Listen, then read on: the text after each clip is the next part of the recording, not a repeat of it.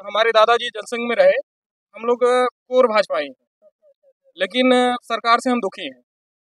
फिलहाल जो सरकार का रवैया है, खासकर सरकार के रोजगार के मुद्दे पर नहीं, रोजगार पे दुखी हैं, महंगाई भी बढ़ी है और जुमलेबाजी थोड़ी है, ज़्यादा है, काम कम है। ये सड़क का इन्होंने अच्छा काम किया, फ्लाईओवर का काम किया, बिजली इन्होंने बेहतर करी है। अंतर्राष्ट्रीय मुद्दों पे जो विदेश नीति है वो। नमस्कार दोस्तों, target with PS Parihar channel में आपका स्वागत है। और हमारे पास मैं इस समय आया हूँ सलोरी में, और हम कुछ छात्रों से पूछेंगे, कुछ युवाओं से पूछेंगे कि कब से तैयारी कर रहे हैं, और वर्तमान की जो नीति है आयोगों की उसके बारे में भी पूछेंगे, थोड़ा सा सरकार के बारे में पूछेंगे और इनकी क्या मांग है। आप लोग अपना नाम। मैं राम सिंह, यहाँ सलोरी में पिछले 10 वर्षों से रह के तैयारी कर रहा हूँ, और जितना निराशाजनक माहौल इस सरकार में बना है, ऐसा कभी बना नहीं। बहुत निराशा है छात्रों में, और ईश्वर की असीम कृपा है कि हम लोग ठीक ठाक घर से हैं, जो सरवाइव कर पा रहे हैं। कितना खर्चा? 10,000 मान लीजिए। हाँ हाँ, 8 से 10 हज़ार रुपये। आप 10 साल से तैयारी कर रहे हैं, बस जोड़ लीजिए, जोड़ लीजिए। हाँ, 10 लाख ऊपर हम खर्च कर चुके हैं यहाँ। ये तो हमारे परिवार की बलिहारी है कि उनका सहयोग मिल रहा है कि हम लोग दे पा रहे हैं, नहीं तो क्या हो पाता, घर जाना पड़ता। बड़ा निराशाजनक माहौल है, और सरकार जो है एकदम रोजगार विरोधी है ये। और 2014 से हम तो देखिए, हमारे दादाजी जनसंघ में रहे, हम लोग कोर भाजपाई हैं, लेकिन सरकार से हम दुखी हैं। फिलहाल जो सरकार का रवैया है, खासकर सरकार के रोजगार के मुद्दे पर नहीं, रोजगार पे दुखी हैं, महंगाई भी बढ़ी है और जुमलेबाजी थोड़ी है, ज़्यादा है, काम कम है। ये सड़क का इन्होंने अच्छा काम किया, फ्लाईओवर का काम किया, बिजली इन्होंने बेहतर करी है। अंतर्राष्ट्रीय मुद्दों पे जो विदेश नीति है वो बेहतर है। इसमें कोई देखिए, जो सच है वो सच है। निष्पक्ष होके हमको एनालिसिस करना, क्योंकि मैं कम्पिटिटर भी हूँ, तो हमको निष्पक्ष होके मुझे किसी सरकार का या किसी संगठन का पक्ष नहीं लेना। जो सच्चाई है वही मैं आपको बता कि इलेक्शन कमीशन है हमारा, और ये तय करता है कि विधायक मंत्री कब बनेंगे, डेट बिल्कुल तय है। लेकिन एक भर्ती जो 2005 में आएगी वो 2025 में भी ज्वाइनिंग करा देगी, ये कोई भरोसा नहीं। इतना बड़ा प्रदेश है हमारा, और खासकर भाजपा की नीति मुझे समझ में नहीं आती। जब हमारे देश में हमारे प्रधानमंत्री युवा भारत की बात करते हैं, सशक्त भारत बनाने की बात करते हैं, 2047 में विकसित भारत बनाने की बात करते हैं, तो कैसे बनाएंगे? युवाओं को बेरोजगार करके क्या बनाएंगे? इनकी गठबंधन की सरकार बिहार में बन गई, जब तक विपक्ष में ये थे खूब भर्तियां हो रही थी, ऐसी भर्ती भारत में कहीं नहीं हुई। श्रेय देना चाहिए, चाहे वो तेजस्वी लें चाहे नीतीश लें, निश्चित, बिल्कुल। ये बहुत बड़ी उपलब्धि है, भारत में इससे अच्छा एग्जाम्पल कहीं नहीं मिलेगा। लेकिन इनकी स्थिति आप देखिए, जब से ये गठबंधन में आए हैं, पेपर लीक हो गया, उसके बाद परीक्षाएं लगातार टल रही हैं। क्या रवैया है आपका भाई? नहीं समझ में आ रहा। कैलेंडर सर तो मान लीजिए, देखिए कितना मतलब ये लोग अक्षम है, अकर्मण्य है कि ये जो है अभी तक आरओ का ऑफिशियल नोटिस नहीं जारी कर पाए। हठधर्मिता देखिए इनकी।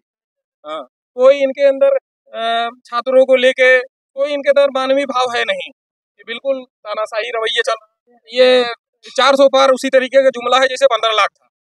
400 400 सीट इक्वल टू 15 लाख, जैसे हमारे आपके खाते में 15 लाख आया है, उसी तरीके 400 सीट आएगी।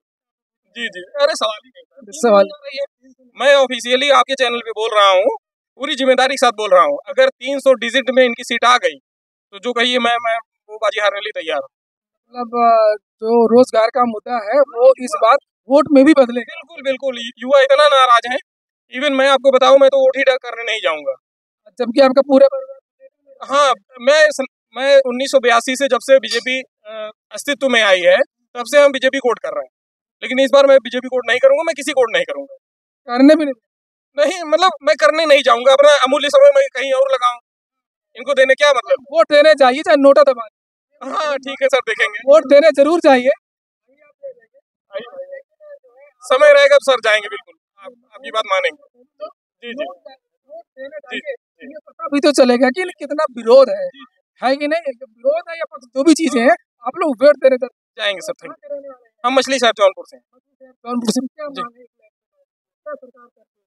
सरकार सर सबसे जरूरी चीज है कि युवाओं को निराश न करे, परीक्षा कैलेंडर जारी करें और नियमित भर्तियां करें, जितने पद हैं ईमानदारी से उसको बताएं, सार्वजनिक करें, सबको ओपन करें और वो नियमित तरीके से भरते रहें। बस इससे ज़्यादा और हमारी कोई डिमांड नहीं है। बाकी अन्य मोर्चों पे सरकार अच्छी चल रही है, लॉ एंड ऑर्डर बहुत अच्छा है और लगातार ही ये सत्ता सरकार में बने रहेंगे, सिर्फ युवाओं को फोकस कर लें बस। अगर युवा को ले लेंगे, हाँ, अगर युवा को नहीं लेंगे, बिल्कुल तो इनका भविष्य तो जाने वाला है।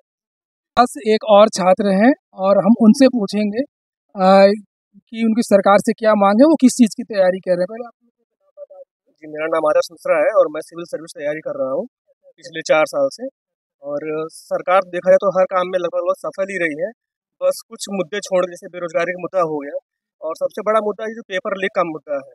चाहे जो भी पेपर हो, आप चाहे शिक्षक भर्ती का देख लीजिए या फिर हमारे सिविल सर्विस का देख लीजिए, आरओ का देख लीजिए, हर मामले में सरकार कहीं न कहीं पेपर को सफलतापूर्वक कराने में असफल रही है। कोई परीक्षा नहीं कोई भी परीक्षा इन्होंने सफलतापूर्वक नहीं कराया। चाहे एसआई का देख लीजिए आप, 21 वाले उस पे भी उँगली उठी है, शिक्षक भर्ती पे उँगली उठी है, आरओ का हाल आप देख ही रहे हैं, पीसीएस को इसीलिए कैंसिल किया गया था।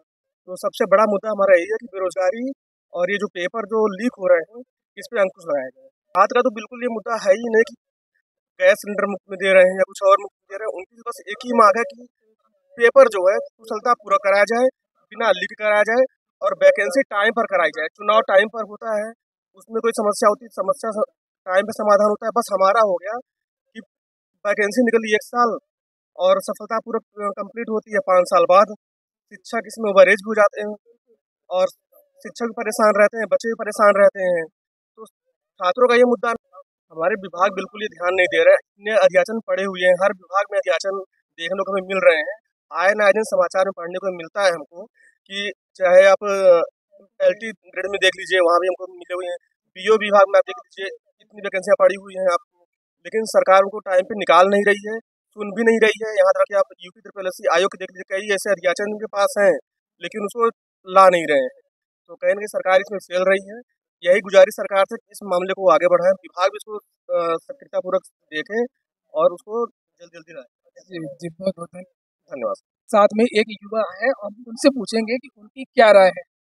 मेरा नाम विवेक है और मैं अभी नेट जेआरएफ की भी तैयारी कर रहा हूँ और इसके पहले मैंने post graduation social degree college से किया और काफ़ी मेहनत के बाद भी और भी वैकेंसियाँ देखा है, लेकिन ये सरकार ने सिर्फ युवाओं के विरोध में ही हर काम किया अभी तक। युवाओं की कोई सुनवाई नहीं। इस सरकार में युवाओं की कोई सुनवाई नहीं है। जैसे अभी जितनी भी भर्तियां आई हैं आप देख सकते हैं, कोई भी भर्ती ऐसी नहीं रही है जो ये क्लियर कर पाए।